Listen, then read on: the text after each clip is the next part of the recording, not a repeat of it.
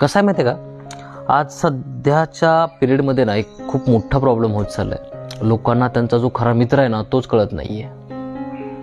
आणि हे प्रत्येकासोबत होत चाललं आहे. जो व्यक्ती त्यांना मूर्खात काढतोय, त्यांना व्यसनं लावतोय, तो त्यांचा वापर करून घेतोय, अशा लोकांना सगळे लोक माझा बेस्ट फ्रेंड म्हणतात. म्हणजे जो व्यक्ती आपल्याला इंद्रियांचा गुलाम बनवतोय, आपल्याला छोट्या मजेसाठी कुठेही घेऊन जातोय, सगळे थर्ड क्लास व्यसनं लावतोय, त्यांना आपण बेस्ट फ्रेंड, जिगर, काळीज अशी नावं देत चाललो आहे. पण जो व्यक्ती आपल्यासाठी लढतोय, आपण चांगलं व्हावं म्हणून आपल्यापासून दूर जातोय, अशाला आपण माणूसघाणी म्हणतोय, किंवा तो माझा दुश्मन आहे, तो माझा चांगला खरा मित्र नाही असं म्हणायला लागतो.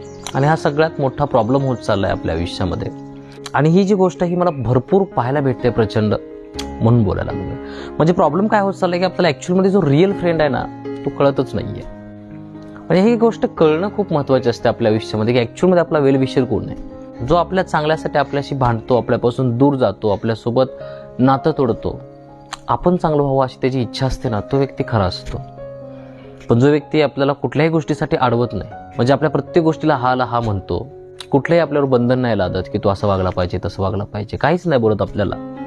इनफॅक्ट आपल्या प्रत्येक वाईट गोष्टीमध्ये जर तो आपल्याला सहकार्य करत असेल ना, तर तो आपला खरा मित्र नाही आहे.